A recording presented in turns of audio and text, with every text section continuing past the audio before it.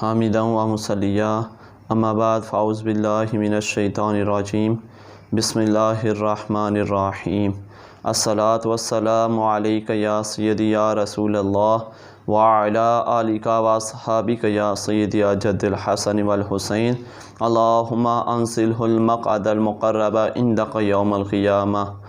آج ہم سیکھیں گے چھینک آنے کے متعلق آپ صلی اللہ علیہ وآلہ وسلم کے اسوہ حسنہ۔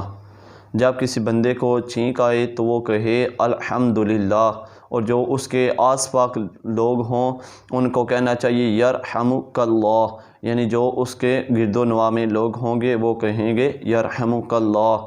جب چھینک کسی بندے کو آئے تو وہ الحمدللہ نہ کہے تو اس کے جواب میں ہم یرحمک اللہ کہہ دیں تو یہ خلاف سنت عمل ہے۔ یعنی اگر کسی بندے کو چھینک آئی اور اس نے الحمدللہ نہ کہا اور جو آس پاس لوگ بیٹھے ہوئے تھے انہوں نے یرحمک اللہ کہہ دیا تو یہ خلاف سنت ہے، اس سے منع کیا گیا ہے۔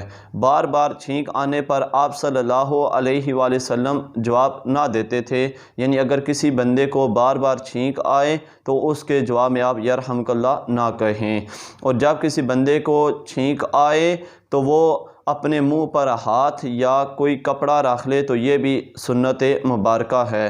حضرت علی رضی اللہ تعالیٰ عنہ فرماتے ہیں کہ جب کسی کو چھینک آئے اور اس کے جواب میں بندہ کہے الحمدللہ رب العالمین علی کل حال ما کان، تو قیامت تک اس کے کان میں اور اس کے دانت میں درد نہیں ہوگا، یعنی وہ ان دو دردوں سے، کان اور دانت کے درد سے محفوظ رہے گا۔ اللہ تعالیٰ کی بارگاہ میں دعا ہے کہ اللہ تعالیٰ ہم سب کو سنتوں پر عمل کرنے کی توفیق عطا فرمائے۔